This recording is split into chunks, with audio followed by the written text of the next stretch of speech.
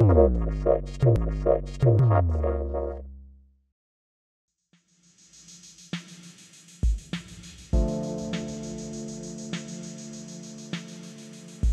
and welcome to our viewers on cruxinvestor.com and also to our listeners on Cruxcast, our podcast series. And for those of you who are new to Crux Investor, please click the button in the corner of the screen to subscribe to our YouTube channel. We're talking today to Julian Tapp. He's an economist working with Vimy Resources. They're an Australian uranium junior explorer. He talks to us about Vimy's strategy and also his work with the WNA fuel report, and also the geopolitics of pricing and other topics on uranium. You can find these in the description below. Hello, Julian, how are you? I'm very well, thank you. Fantastic, thanks for joining us today. I just wanted to introduce a few more of the Vimy team to our audience. And I had a good chat with Mike yesterday, and we were talking about you, so it's timely that we're talking today. Why don't you give everyone a little bit of a background about what you're doing at Vimy, and perhaps even a bit of a background as to where you came from before that? Yeah, sure. So my background is I'm an economist by training. Used to be a lecturer in economics. Moved into the private sector. Worked in the automotive industry. Worked in the oil industry. My wife's from Perth. So eventually we moved back to Perth, and there aren't many jobs except for in mining. So I ended up getting a job in mining, and I was very fortunate. I got a job with a company called Fortescue Metals Group. Oh, yeah. Went there to do financial modelling for them. Pretty soon got dragged into sorting out all of their problems. And in the context of mining in Australia, approvals are a difficulty. So I kind of became adept at solving problems where they needed to get approvals. And then I worked for them for about 9 years. I left them, and then Mike Young, who you know, kind of approached me. He'd had a look at this project, wanted to know whether he thought the approvals were doable in a timely manner, asked me to have a look at it. I said, yeah, look, uranium's always difficult, right? But we can do these approvals. I'm happy to come on board and help you get the approvals. And also said, and by the way, I've looked at the project. The project looks quite good.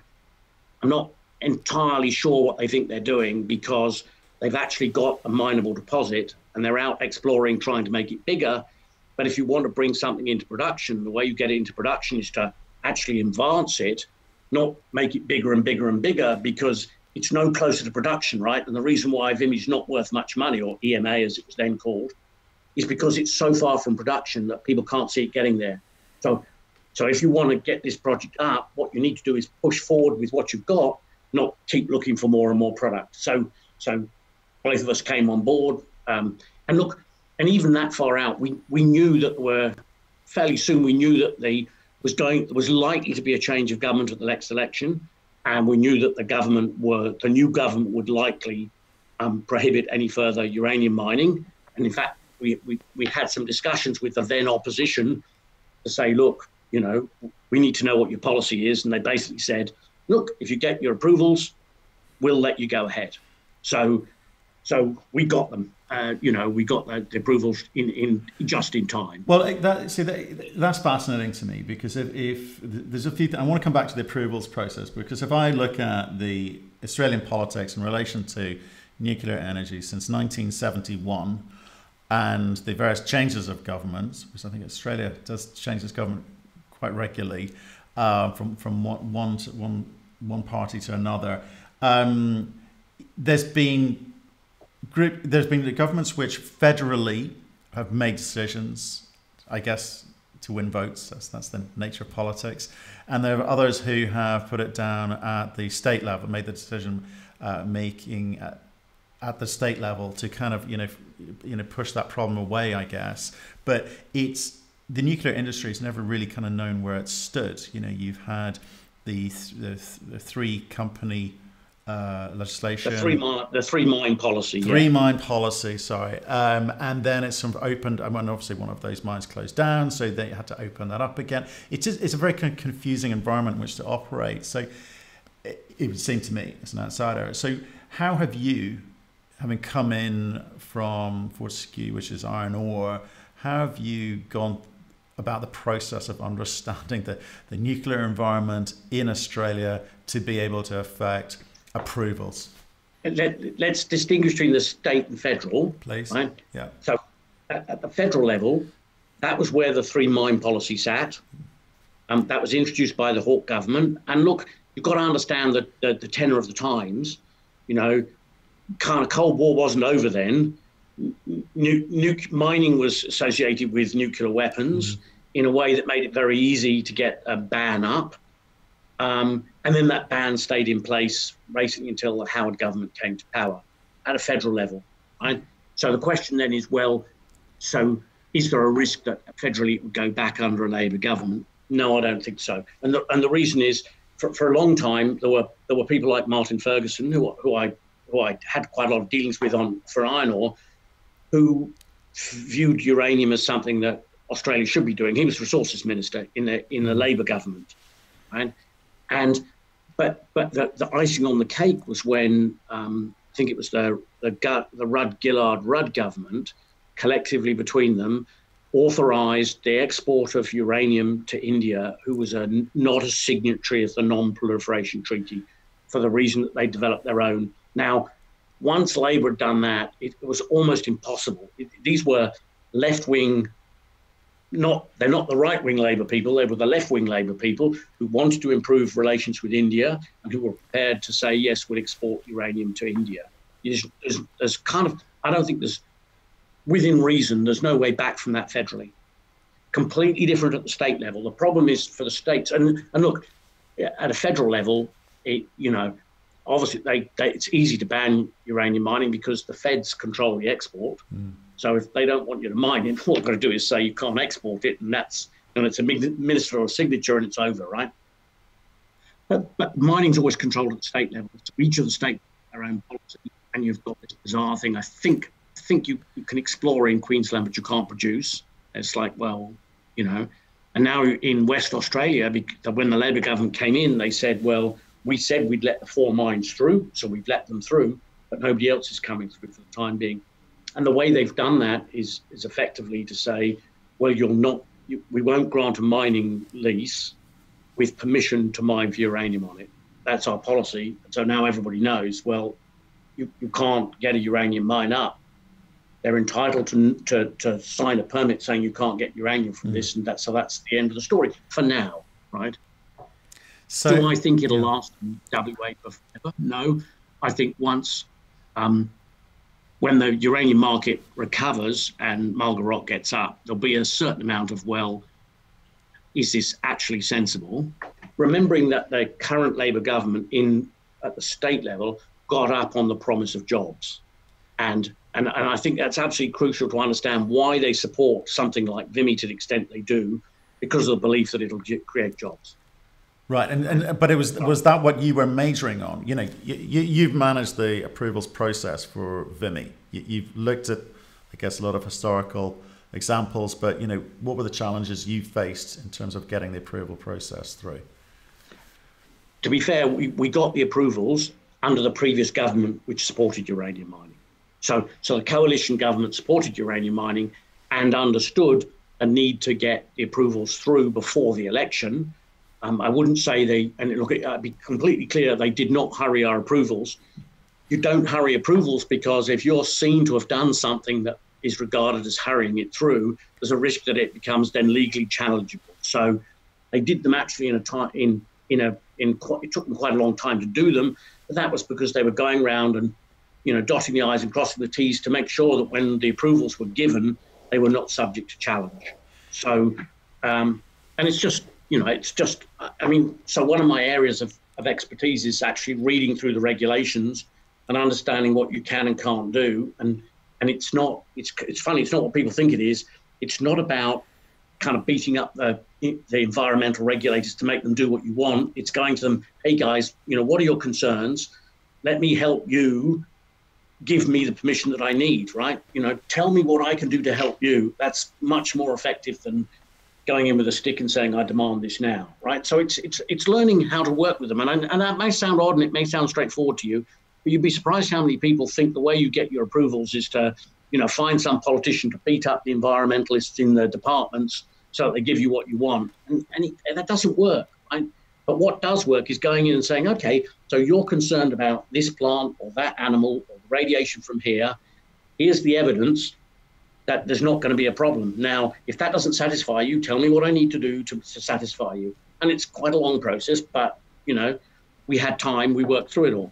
Well, you said something earlier, which I think is possibly the root cause of this, is this misunderstanding about what uranium, what nuclear is in today's environment. We talked about, the Cold War, and nuclear is weapons, but it's not. It's a massive power source for us, a clean energy power source for us, I think you would argue, and you've got probably a lot of data to back that up. And so therefore, I think the problem is education. It's, when you're going for whether it's an approvals process and you're talking to people about, why you should be able to do what you want to do, but these politicians are controlled by what the public thinks, and there's, I think, a lot of the public who still feel, there's some security issues around it, or there's some environmental issues around it, and perhaps not everyone understands the output of nuclear in terms of energy globally. And that's not just an Australian thing, but Australia does seem to have a sort of unusual relationship in terms of it's polarizing as a topic. I mean, do you agree with that? Is Australia confused? Yeah, but look, what I'd say to you is, and look, somebody gave me this advice a couple of years ago, when I was sort of complaining to them about kind of the opposition of some of the Labor to uranium mining. And it's like, oh, actually, there's not that much opposition. So it depends what the age of the people you're talking to. Yeah. And there's a cutoff at about, it's currently sitting at about 40 years old. Anybody who's older than that kind of remembers the Cold War and all the other things. And so uranium is inextricably linked in their minds to ban the bomb and CND and all these things they supported. But once you get under that age, there's a lot of them sitting going, well, actually, I care about climate change. And, if this is part of the solution, then we shouldn't be opposing it. Right. And so there's but a lot of the and look, and it's not definitive that if you're over or under 40, I mean, there's quite a lot of experienced people in on the left side of politics who go, oh no, now we understand that nuclear has to be part of the solution to climate change, right? And it's like most of the arguments against nuclear are either based on fear arguments that aren't true, or over-egging what renewables can do. And don't get me wrong, I have no problem with renewables, but they cannot deliver 100% of dispatchable power, right? They just can't. And people would tell you, oh yeah, well you can do it with batteries. Batteries are, if you've got a wind farm and you've got a massive battery thing next to it, what that battery can do very effectively is smooth out variations in wind so that it can deliver a constant baseload power. When the wind's blowing a bit hard, it charges up, and when the wind's blowing a little less hard, it's helping boost the power. What they cannot deal with is 2 days when the wind doesn't blow. And that, believe me, on an average year, you'll probably get 3 days where there's no wind blowing. And you're just like, you're kidding if you think you can have a battery farm big enough to deal with three days of no wind. Yeah. No. So then you're into, the backup's got to be gas. And by the way, if it's gas, it's going to be an open cycle. And the carbon emissions from an open cycle gas are 700 grams per kilowatt hour, roughly. And so even if that's only used 20% of the time, your windmill's just gone from, 15, 14 grams per kilowatt hour up to about 150 once you've factored in the gas. And so they're in a completely different ballpark. You've got nuclear down, in my opinion, at sub 5, and you've got the best wind farm in the world with gas backup sitting up at 150. They're just a complete quantum difference. And that's one of the things that people don't seem to realize, that in some sense the use of intermittent renewables is locking in fossil fuels for the long term. And it partly explains why so many of the gas companies are so keen on renewables, because renewables have to have gas backup. That's really interesting to me. I hadn't thought about it like that before. But let's come back to that, because we'll get on to in a second some of the work that you were doing. Well, I think you're in a working group at the World Nuclear Associations, which kind of touches upon some of this. But just for people who want to understand a little bit more about Vimy, so you're an economist. When you first spoke with Mike, you're talking strategy. You're saying, well, how do you create value here quickly? We need to get this closer to production than it is today. So that's a strategic input from an economist. You've gone through an approvals process as an economist, objection handling, I guess, to get people to understand what it is that you're trying to do and get those approvals done. What are you doing today for Vimy? Well, you're aware that Vimy's now working in the Northern Territory. Yeah. So I'm sort of giving some support in terms of what we're doing in the Northern Territory, but most of my attention is still running through the rest of the secondary approvals. So, and look, it's a dark art, primary approvals, secondary approvals, and everything else like that. But basically speaking, to get your primary approvals, they get signed off by the minister. Mm. So you get your mining lease, get your environmental approval. Then subsequently, if you want to drill a hole and extract some water, you need a license to drill the hole, and you need a license to extract the water. Right? And the environmental impact of drilling that hole and pumping the water has been gone through and assessed under your public environmental review. You've still got to get the license from the Department of Water to drill, and then you've got to get a license to pump. And you have to drill the hole, and you have to test the pump, make sure that the amount of water's coming is what you thought and what you told the environmental regulator would happen. And you'll have a whole series of those, and they're the secondary approvals. Now, the reason why we make the distinction between primary and secondary is primary approvals, a minister can say, no, I don't think so. When you come to the secondary approvals, it's a bureaucrat who's got a form, and you have to satisfy that you meet the criteria, and then he signs. There's no political decision, right? Or there shouldn't be. So we're still going through all the secondary approvals, and they take a lot of time. And so that's part of my job. And then I'm also involved in, well, I do some work with the WNA, and I do work on the political side, because we still have to fight to get uranium normalized in Australia. So a nuclear power station is prohibited under the EPBC Act in Australia. And it's just kind of bizarre that we're prepared to mine uranium and send it to other countries, but we're not allowed to build a nuclear power station here. It does sound a bit strange. It's a case of not in our backyard. And look, to be fair, I don't think the setup of the grid here is such that at the moment there's an opportunity to put a 1 gigawatt reactor anywhere, right? Because electricity demand is not growing, and 1 gigawatt is quite large in the context of lots of individual grids. But modular nuclear reactors have to make if Australia is going to meet, climate change obligations, reduce its carbon emissions, and still keep its industry and still have cheap electricity, I think nuclear's the small modular nuclear reactor's got a part to play in that. And I don't want to put a time frame on it, but I think the most important thing is we need a ban of nuclear removed. The argument that nuclear shouldn't be allowed in Australia because it's not economic is not a political argument. It's like, well, if it's not economic, it's never going to happen. So why are you banning it, right? But that's not 100% of decision making. It can't be purely on the economics. There's got to be some sort of renewable component to it if it's going to be but those who oppose nuclear power kind of are in Australia. The arguments, the gamut of the arguments is it's not economic. Well, if it's not economic, why are you banning it? Because if you're right, then you don't need a ban, right? Because nobody's ever going to build one. And then so they say, oh, well, it's not economic, it'll require government subsidies. Well, I'm happy for you to legalize it and write into law that you're not allowed to subsidize it, because, if the modular nuclear reactors work, they're not going to need subsidizing. Yeah, okay, I see what you mean. I see your argument. That actually brings me on to another point, because there's a lot of misinformation about the cost of nuclear power. So to give you an example, there's an argument that you can't build a nuclear power on time and on cost, right?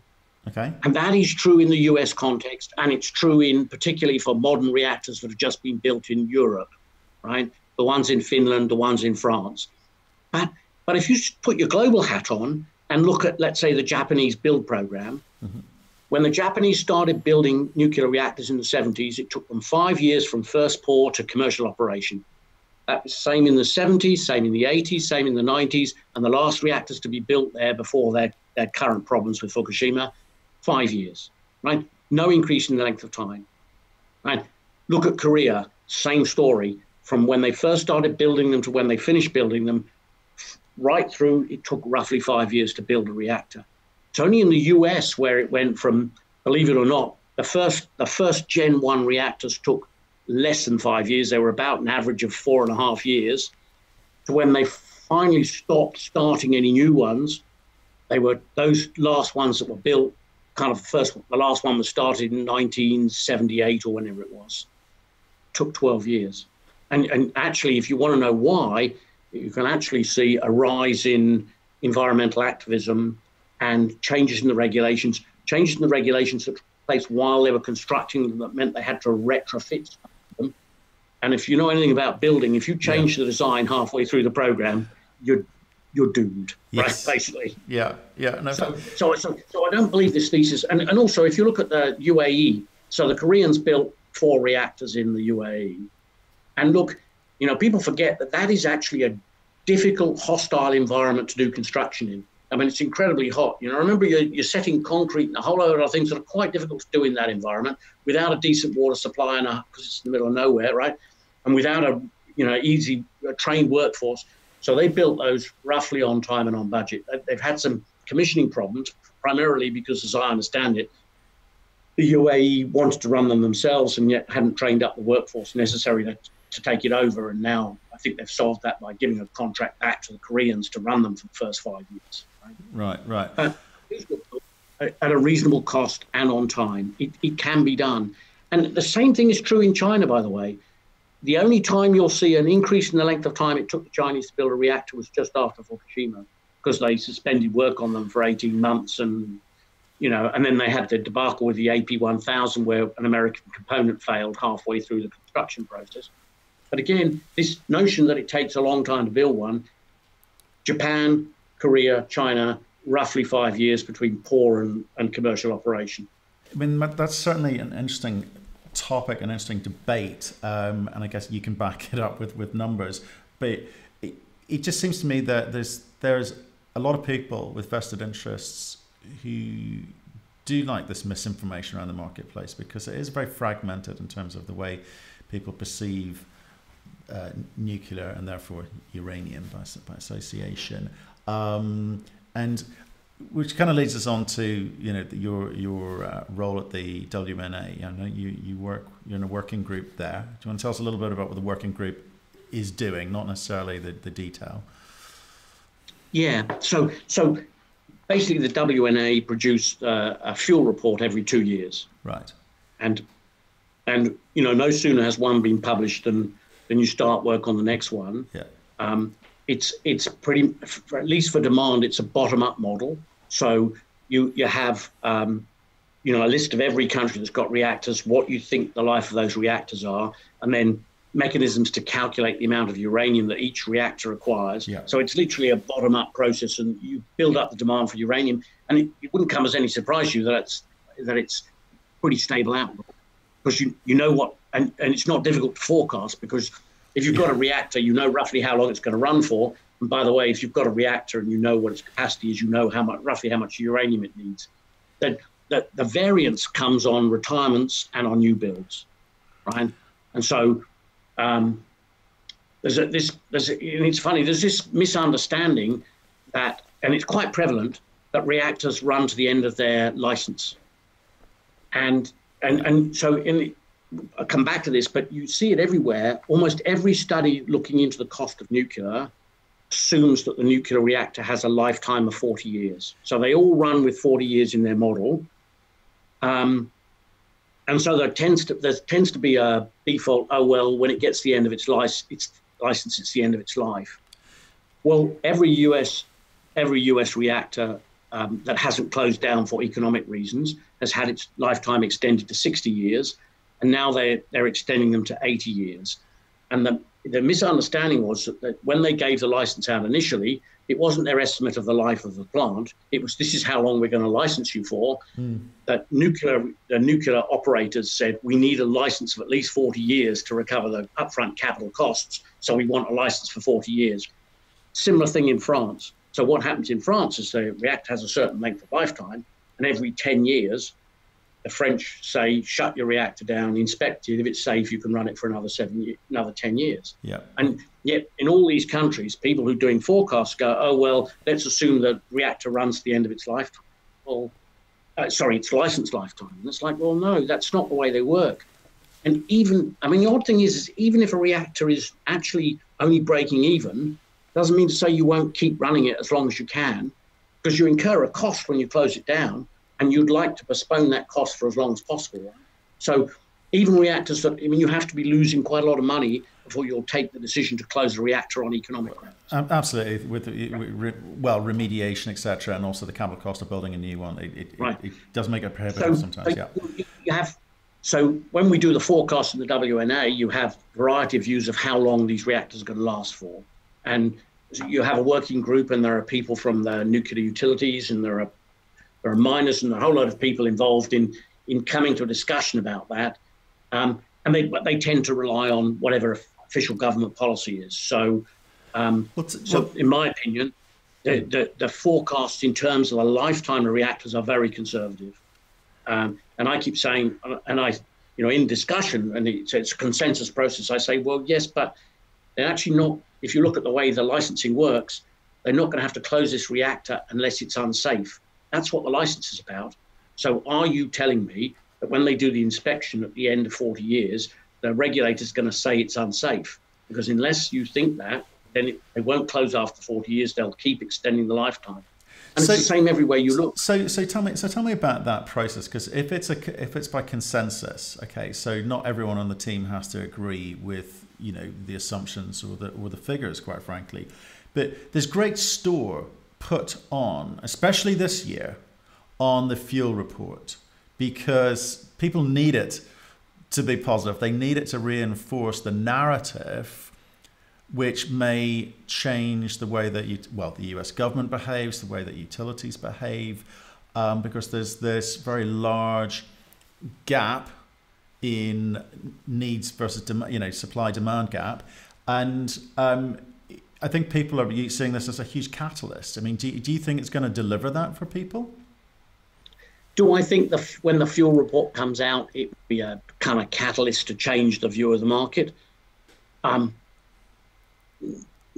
it's an incredibly conservative industry, right? And so the majority of views are very conservative, and they're reluctant to change, right? And that's not a criticism of anybody. That's, you run a nuclear utility, you're risk averse, and thank goodness, right? So, but and look, I won't discuss individual countries per se, but we talked about this slightly earlier on. You've got in France, you've got this policy of Macron to shut the reactors down.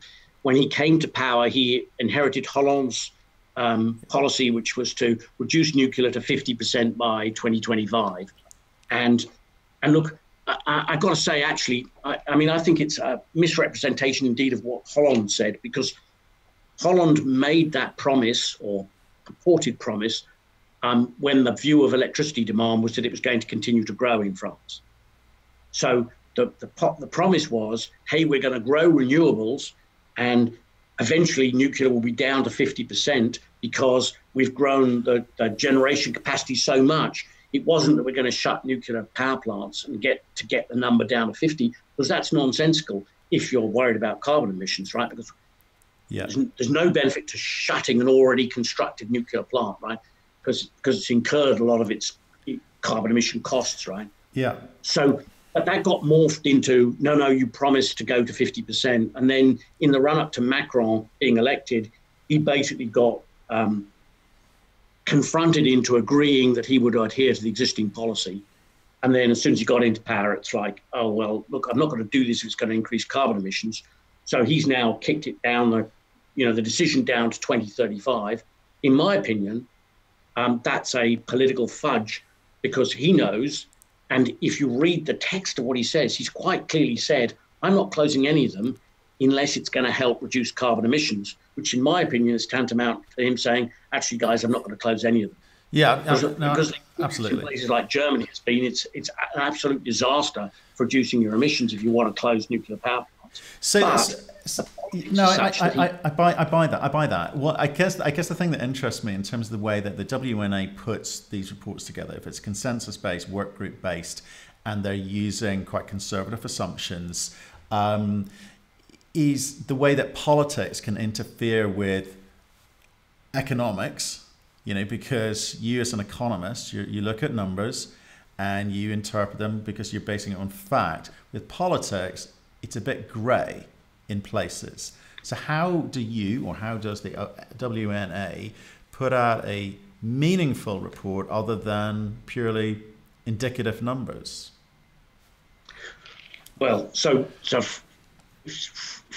I guess France would be a good example, because the default will be that we have to adopt whatever government policy is, right? So you'll now find that the default position for the reference scenario in the context of France will be that the number of reactors is going to go to 50% of electricity generation by 2035, right? And so is the reference always what efficient government policy is? No. I'll give you an example. China for ages had official policy was they'd have 58 gigawatts of generating capacity by 2020. Right. There came a point where you realise it's physically impossible for them to do that, because when you look at the number they've got under construction, even if they all get completed in record time, you still don't get to the 58, right? And nobody thinks that they can start and finish them in 3 years, right? So when it becomes impossible, then you're allowed to say, no, look, I'm going to walk away from official policy. We have a debate. If we can't get all agree a number different from government policy, then the default is whatever the government policy is, right? Right. So, but okay. So similarly, an example, and I've been proved to be wrong on that. When Germany first announced that they were going to close all their nuclear plant by 2022, I was like, are you kidding me, right? They can't do it. It's going to be madness. They'll be sucking power from Polish coal power plants. Why is that sensible? And then when I started talking to the Germans, they're like, oh, no, we're doing it. We're definitely doing it. And everybody I talked to said, we're doing it. And it's like, okay, going to have to accept for the time being. Even the optimistic forecast for Germany is that, no, everybody's accepted that they're going to close them all by 2022. But even that is under review at the moment in Germany. Well, I guess it depends what happens to Merkel and her replacement. Right. I think everybody thinks that can't change, but now you've got actually kind of industry chiefs saying that, no, this isn't going to work. And I think that's an interesting thing. I don't think people realize how much energy costs are embedded in things like making cars, right? Because we all think, oh, well, cars, like how much electricity goes into that? Well, actually a lot, right? And if your electricity costs are twice what they are anywhere else in the world, your cars are going to be 10% more expensive, right? And so German industry, and Germans have a very advanced industrial manufacturing base, relies on cheap electricity, and that's slowly be ebbing away from them. But isn't this the big problem across Europe? If you look at the cost of electricity over the last 30 years, it's significantly more as a proportion of people's, the average household spend than it was. Industry feeling the same way. In some countries, it's the rate of incline is ridiculous. It's too much to sustain. And look, it's really interesting, because when you look at places like France, because of their nuclear power, they have traditionally had the cheapest electricity. Yeah. That's beginning to be undermined by the fact that there's a European electricity trading system. So as the Germans start getting rid of their nuclear power, they're sucking it out of France. And so the demand, so the price, the wholesale price goes up because there's more demand. But then in the context of the French, they've had nuclear power for so long that the average person in France has an electric central heating system. They have night storage heaters or, underfloor heating. So they kind of built their entire life around cheap electricity. Because why would you have a gas boiler when you get electricity heating for half the price, right? Absolutely. They're not going to be happy if the price of electricity starts to go up, right? No, they made this decision, and that's an interesting, because it comes back to the whole context of Australia. So Australia has got industry built on cheap energy, and if we continue down the path of a solution that's expensive, it's going to decimate what's left of the industry, right? Because it's only here because it made sense to be here because of cheap electricity. Well, yeah, absolutely. So, just on the French, I mean, they're the world's second largest consumer of nuclear energy, at 63 megawatts. So you'd think they should be highly literate in all things nuclear, but you've had this confusion around. Well, so I think it's what you were saying is that when Hollande was talking about reducing down to 50% of energy being produced by nuclear, he was saying, well, I'm assuming that the demand is going up and other forms of renewable would be contributing to that. So not necessarily a reduction in the amount of power, but as a percentage, it would be less. Yeah. So the thesis was that nuclear would be diluted by an increase in renewables. Not you had to close plant to bring about that outcome. That's why I don't think Macron's going to, at the end of that, or his successor, right? Right. And I think, look, and you're probably closer to the politics of Europe than I am, right? And it's, the Germans have been not only determined to phase out their nuclear, but bullying everybody around them. The part of the reason why the French are closing the 2 reactors at Fessenheim is because they're right next to the German border. We know they're the same thing, they're bullying the Swiss. Any nuclear reactors on any river border, the Germans want closed, right? But the general, we need to understand though that the general trend is up. Okay, so just want to go a bit more macro. Yeah, now that's a really good point, because one of the things that I keep saying to people is, it's very easy when you sit inside Western Europe and America and you talk to each other and you say, oh my God, nuclear's time is kind of waning. It's like, well, actually that's not true. That in Europe it's about level, right? I mean, the UK probably going to build some. Well, I'm looking at the numbers from 2001 through to today. The numbers are about the same. The last 20 years, roughly the same. So Europe's actually static. It's not going up, but it's not going down. And America's kind of there will be some retirements, but I think long term people expect the US program to come back, but not in the kind of next 5 years or anything like that. I mean, they've got to get over the current problems that they've had with the AP1000 disaster and the bankruptcy and everything else like that. But that's not where the growth is, and that's not where anybody thought the growth was going to be. Right? The growth is, I hate to say it's China, but they've got a big problem and they can only sort it out with nuclear. There isn't, the best will in the world. Solar panels in Beijing ain't going to give them the electricity they need.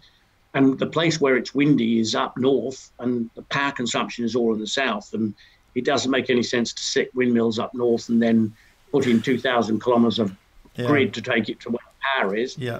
And nuclear is one of the easy solutions. And there's nothing wrong with their nuclear program. They have not had a problem.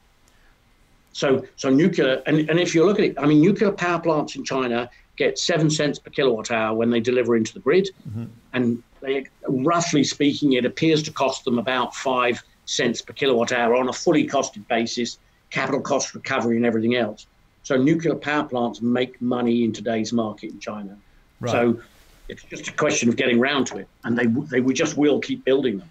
So let me come back to the just finally on this field report, okay? Because I think you've been very very candid about how the numbers are created, and obviously people are waiting for, I think it's another 2 months' time, so beginning of September they're going to launch that report. It's released in September. Yeah, okay. So everyone's kind of looking forward to that. I think some people are hoping it's a catalyst for change. I think you're suggesting, well, what I'm reading into what you're saying is that these numbers, the report's done every 2 years. These numbers are known numbers. It's not really going to tell the industry anything it didn't know, surely. Well, look, yeah, sorry. So that's on the demand side, and you know the demand is pretty stable, and you have assumptions. The supply side is completely different. And look, you've had, I mean, since they've done the last fuel report, you've had MacArthur River shut originally for 10 months, now indefinite. And look, there's a real problem. And you know, when you have these meetings, you're not allowed to discuss the price, right? So you're having to do forecasts of what you think is going to happen on the supply side, but you don't know what the price is going to be. And it's like, well, if you tell me what the price is going to be, I can tell you which mines will come on roughly and when, but hey, we're not allowed to discuss the price. So they'll have an assumption that why would you not discuss the price as a key driver to the metrics? Why would you not? It's kind of antitrust consideration. So they're very concerned about, you know, you've got nuclear utilities sitting around in the same room, kind of, should they discuss the price? Now, my view is they should, right? But they don't. So you will not see anything in the nuclear fuel report that says what the price is, right? Wow. And so the way, I'm quite happy to discuss the way it works. So they approach all the mining companies that will answer a questionnaire. What do you think your production is going to be over the next however many years, right? And you fill it in. And look, they approached us and as Vimy and said, well, when do you think you'll be in production? How much will you produce? And then they just add them all up. So to be honest, supply can be a bit optimistic because some of the mining companies the public their chests up and say, hey, I'm going to be in production next year and I'm going to be producing £5 million. And you go, well, they can't do that. Because their economic drivers are different. As a public company, they need to project for their investors, which is not necessarily, so it's a very hopeful case. And for a conservative organization, which you said, using these very hopeful set of data points from miners on the supply side without the companies. So I should distinguish. So there's existing producers who give their production profile, and then for the new ones, they get adjusted to reflect their WNA. Just applies the same blanket formula to the new mines. So they get delayed and they get scaled back in size to reflect the risk and the likely delays in development. And it's quite interesting because the mines are categorized under development, you know, almost ready to go, you know, planned, kind of pipe dream. Sorry, they've got different names for them, and I'm not trying to be derogatory. Right. So, and this year they've introduced more definitive categorization that said, so basically, if you've drilled and found something, but it's not got to the point where there's a JORC or any kind of preliminary estimate that would be accepted by a stock exchange, that's just a sometime in the future project. Okay. If you've drilled and you've found a deposit, it may or may not be economic, but you can call it, in Australian terms, it'd be a resource but not a reserve. Then you get into a higher category, and then if you've done a preliminary feasibility study, and it's economic, that gets into a higher category. And when you've got all your approvals done, you know, you're sitting there ready to go, right? So they've introduced a bit more rigor around, but then the same blanket things applied to it. So depending on what category you're in, you assume that, well, they've told us they're going to be up in 2024, but we know it takes 2 years longer usually than miners claim. So we're going to add 2 years. Right. They said they're going to be at X, so we're going to put them in at 80% of X. But can you factor in the economics? Because Julian, mining is mining, right? Some mines are more economic than others. Okay, so you know, some are making margins, some are not, and that's going to affect their ability to raise money, to be able to deliver. They may not be able to function at all. Again, coming back to the start of this conversation is you've got to understand what the price is at. Right. So if the market, whether it be contracted, whether it be spot, is at $10 lower than they economically mine at any point in time, they're not getting into production, as hopeful as their numbers are. So is that kind of part of your categorization, or is it just more generic? No. So there's no economic viability. And look, I wish they would talk about the price, because then you could go to them and say, well, this guy's done a preliminary economic study, but they've assumed a $70 price.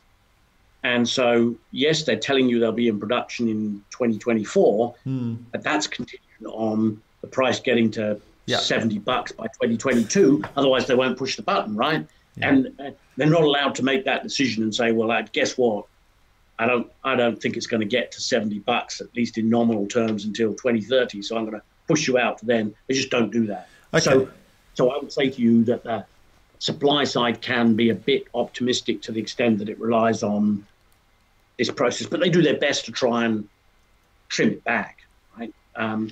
Existing producers, and look, but now the problem is you've got MacArthur River that's basically on indefinite suspension, and you have the Kazakhs who have used their ability to easily control their production to reduce production compared to what was planned. So everybody knows that can ramp up quite quickly, but nobody knows when they're going to push the button and put it back up again. And look, this gets back to, if you like, the thesis that underpinned our whole price assumption in the DFS, which was, we think the price is going to 60 because that's the sweet point for a bunch of, I don't wish to cast aspersions on anybody, but a bunch of oligopolists staring at each other, working out what they should do.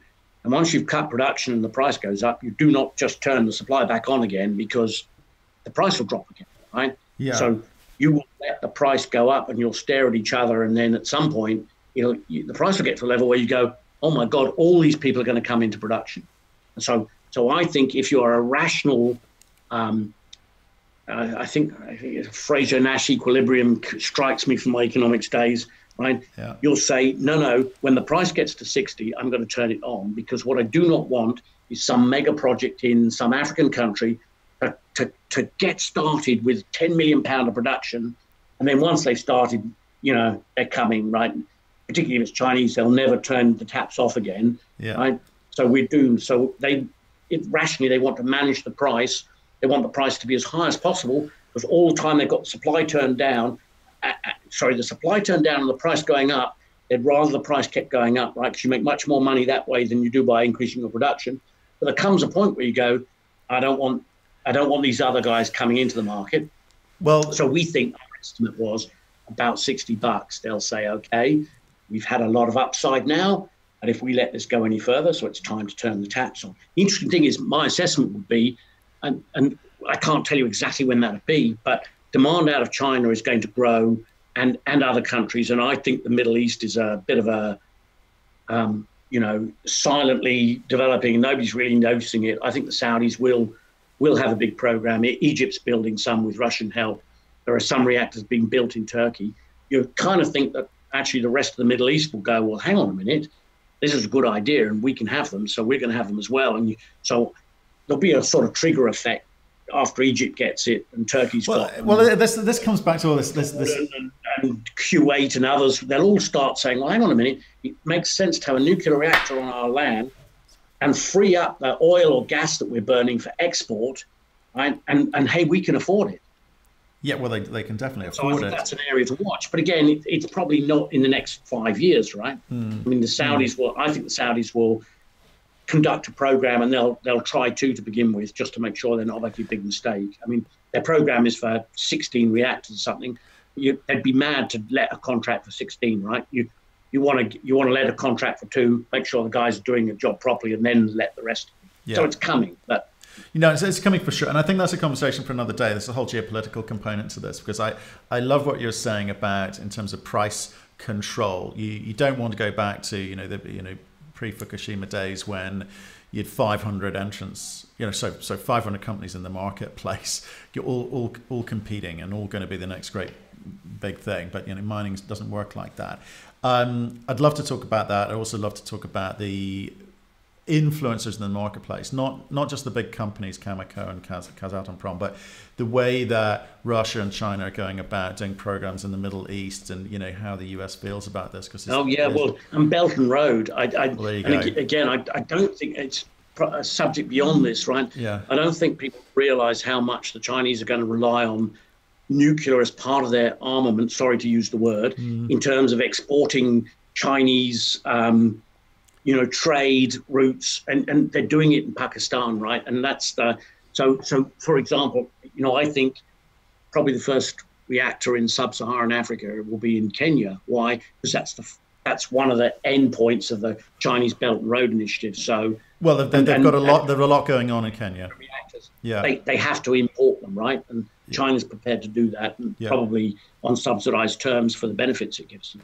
Well, let's save that conversation for another day, because that's a big one. I think it's a really important one. I think not a lot of people are being open and honest about the way that the market is perhaps being managed. So I'd love to catch up with you about that. But let's finish off on today, if we may. Back on Vimy. We haven't talked about 232 either. I know, right? I know, and that's deliberate. That's deliberate. People they're a bit exhausted, and apparently it's happening in 2 weeks' time anyway. Well, the deadline runs out. Yeah. I know. Actually, we just briefly on it. Then you brought the subject up. I'm blaming you.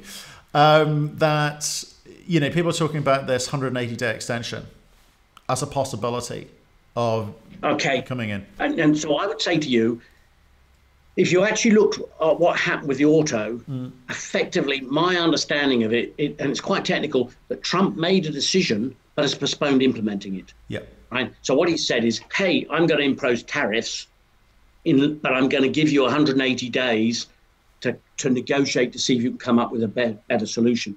And there is precedent in previous 232s where the recommendation has been, actually, you guys go and sort it out. Right. So, my recommendation is, hey, here's a big stick, but I'm not going to apply it just yet because I'm sure you guys can work it out. Now, the problem with nuclear is there are no parties to sort it out, right? Well, also you've got this big issue. Sorry, Julian. I'm saying you've also got this big issue because it's very emotive industry in the sense that the security issue comes through. I mean, that's the whole point of this 232. It's not just security around power. It's to do with, back to what we talked about a while ago, weaponry, nuclear power in that context. I'm annoyed about this because I lost a good bottle of red wine on this. There is no security issue, right? I mean, I'm not sure what the right term for it is. They've kind of like, you have to really scrape around to find a security issue, because in terms of a nuclear program, right? I mean, there's just so much fuel sitting around suitable for powering the naval fleet. And in terms of their weaponry, I mean, the big issue was the tritium. And I don't know if you follow this, but tritium's an accelerator and a trigger for a nuclear weapon. But they're actually downsizing their fleet of weapons. And the tritium ages over time. And what you do is you take the tritium out, you clean it up and put it back in again. I mean, there's, on top of which the Tennessee Valley Authority make all the tritium, and that facility is effectively a quasi-government owned one. When the participants asked for measures to be taken, they asked for effectively a 25% quota. Americans have got to buy 25% freshly mined uranium. Oh, and by the way, you should make Tennessee Valley Authority buy America. Well, guess what? If Tennessee Valley Authority was required to buy America, they alone consume more uranium than the current proponents could possibly produce in a sensible scenario. All Trump has to do is say, okay, TVA, you've got to buy 100% American, and that would keep America's industry going. And so, this notion that somehow the Kazakhs are under the control of the Russians and there's some big conspiracy to undermine US security. I mean, the really bizarre thing about this is, if there's a military requirement at all, there's some future requirement for battlefield power sources from small modular reactors. And one of the problems is Australian uranium, Canadian uranium from any country outside America cannot be used for any military purpose. I don't mean it can't be used for bombs, can't be used for any military purpose. So if they've got a portable generator with a little uranium power pack in it, used by the military, can't use anybody else's uranium, has to be domestically mined, right? So it's can't, but that's a long time off in the future. And what this 232 may do is it may extract the last remaining economic reserves of uranium in America and put them into their reactors over the next 10 years. And then when they need it for the military, they've exhausted all their domestic sources. Right. It's Alice through the looking glass world where they're in danger of putting in place an initiative that's actually going to destroy something that they should be keeping for when they need it.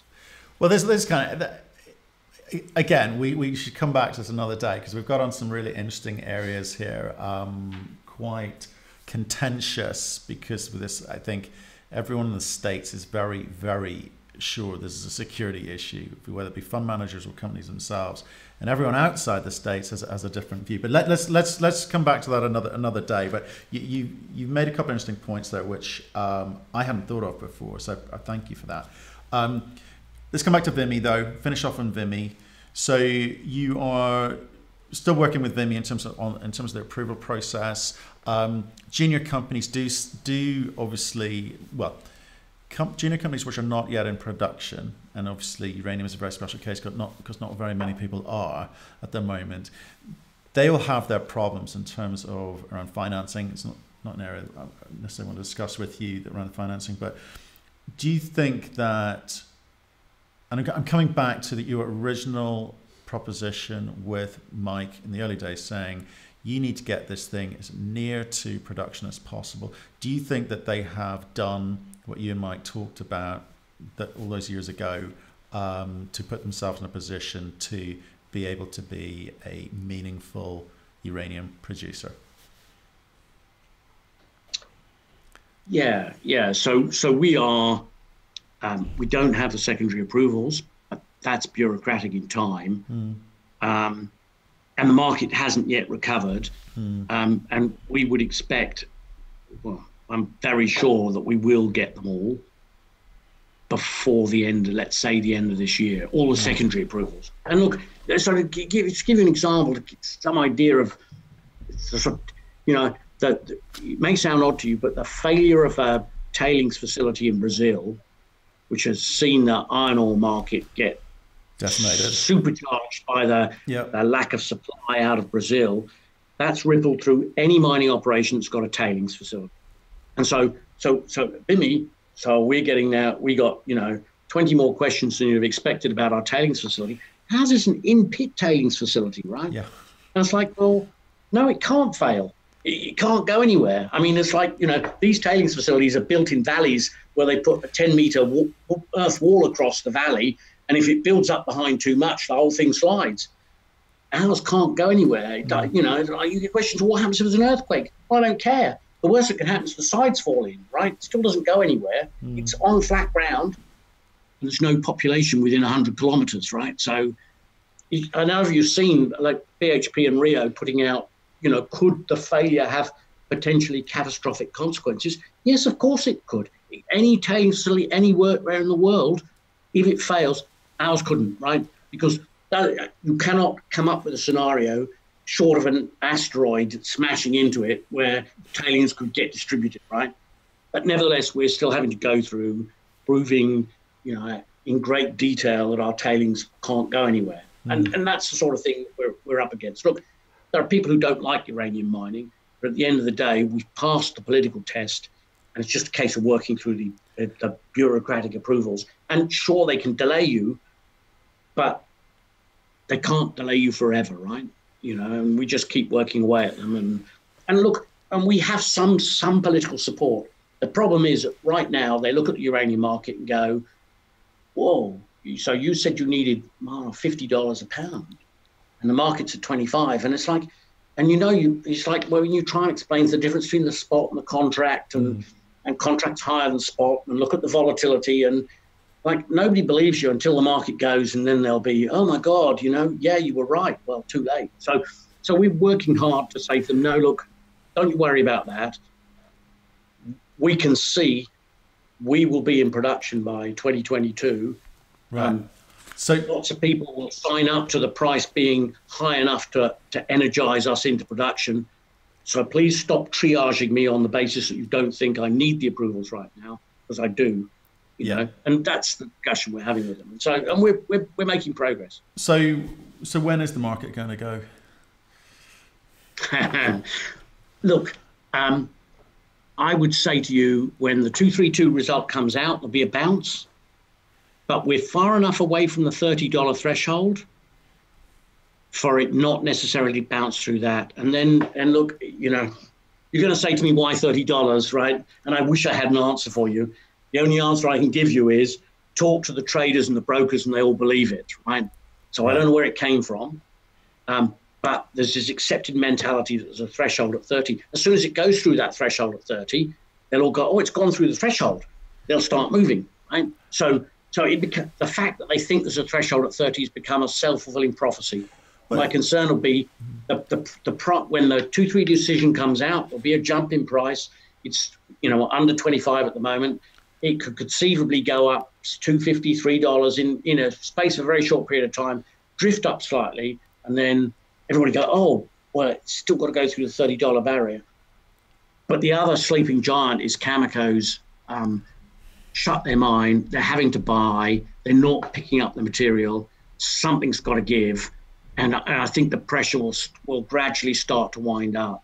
So I can't tell you when. And then, so it may or may not go through $30. If it doesn't, it'll hang around for a while, but ultimately it'll squeeze through it. And then when it does, I think you'll see a run up like we had from kind of April through to November last year, you know, where it went from 20 to 30 in the space of 10 months. Well, it'll go through 30, it'll go from 30 to 40 in the space of 10 months. And when the spot price is at 40, utilities will be saying to us, hey, we'll write contracts at the price you wanted, you know, as long as we're sure you're going to be there, right? And so we need to make sure that when that time comes, we can actually sign a contract knowing that we can get into production and deliver within 2 years. Brilliant. Julian, thank you very much. I've really enjoyed that. I've enjoyed the economic lessons of this conversation. So I'd love to catch up with you again soon and maybe get into just a couple of points rather than this kind of, you know, general approach we've had today, because that's been fascinating. Yeah, good. My pleasure. Well, thank you again. We'll speak to you soon. Yeah. Thank you very much. Okay. Cheers. Thank you very much for watching our video. We do aim to give you informed and intelligent information with which to make your investment decisions. So if you liked what you just saw, please give us a thumbs up. And if you want to see more insightful, in-depth, honest and unbiased interviews, then please click the subscribe button. So thanks again for watching, and we look forward to seeing you again soon.